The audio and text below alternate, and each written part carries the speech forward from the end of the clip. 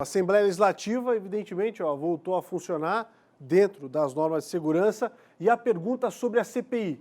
Tem mais reunião hoje? Tem gente que vai ser ouvida? Como é que está o passo a passo dessa história? Polito, ontem o expediente aqui foi de meio período, hoje voltando ao normal, claro, com uma série de restrições e cuidados, destacando que a Assembleia ficou fechada por 7 dias em função de um servidor ter testado positivo.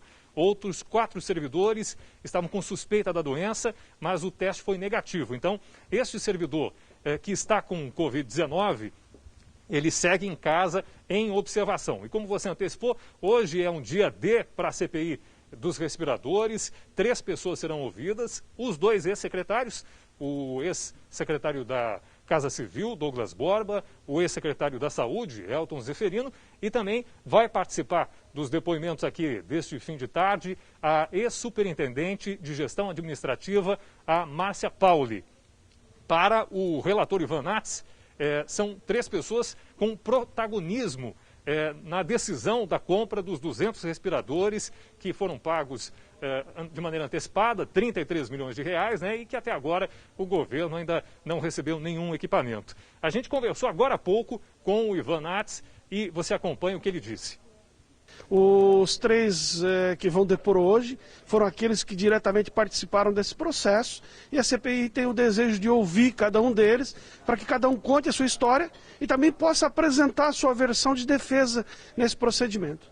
E em relação ao mandado de segurança, qual a justificativa? Bom, o Tribunal de Justiça liberou todos os depoimentos que foram ser proferidos para a DEIC, exceto 2 depoimentos. Um depoimento do Elton Zeferino, dado voluntariamente, e um depoimento do Douglas Borba, quando houve a Operação Oxigênio, que o Douglas Borba foi até a DEIC e deu um novo depoimento. Esses 2 depoimentos foi decretado segredo de justiça.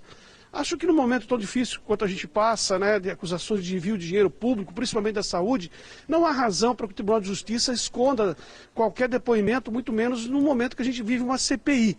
Por isso, devo apresentar hoje à CPI o pedido de abertura de um mandado de segurança para que o segredo sobre esses 2 depoimentos seja derrubado e a gente tenha acesso a eles.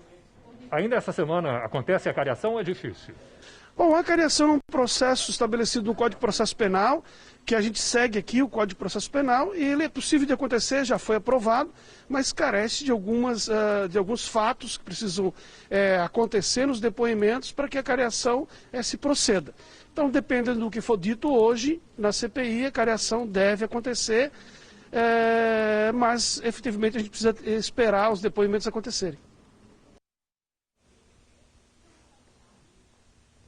Bom, então os depoimentos estão marcados para as 5 da tarde, começam às 5 da tarde, e hoje o depoimento é individual. Então, enquanto uma pessoa fala, as outras 2 ficam em salas separadas e não terão acesso a esse depoimento, E aí a expectativa pela acariação.